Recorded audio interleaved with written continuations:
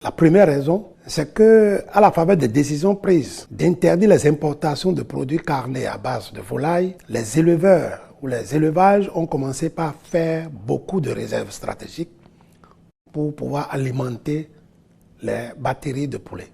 Les commerçants, ayant senti cette situation favorable, font de la spéculation. Ils captent beaucoup et ils stockent en attendant que les prix grimpent davantage. Les autres raisons exogènes, c'est que cette spéculation est montée aujourd'hui dans tout le Sahel et la consommation de maïs au niveau du Sahel est importante. Il faut prélever au niveau des pays côtiers. Et le corridor le plus sécurisé est celui du Bénin. Le Nigeria, avec sa production massive aussi de volailles, ne peut se passer du maïs béninois.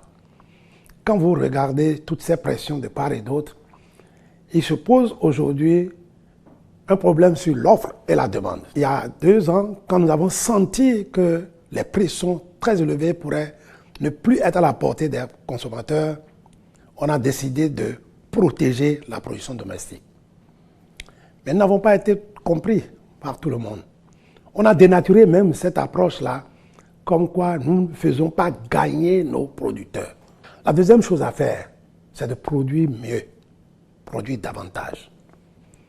Et pour ça, nous avons essayé au cours de cette campagne de travailler à rendre disponibles des semences à rendement plus élevé, des semences hybrides. Là où les gens ont 1 tonne et demie à l'hectare, si vous mettez l'hybride, vous mettez les engrais qu'il faut, vous aurez au moins 4 tonnes, 5 tonnes. Nous pouvons, avec les mêmes superficies, doubler notre production si nous sommes conscients que le marché ici est demandeur et que le produit ne restera pas sous le bras des producteurs.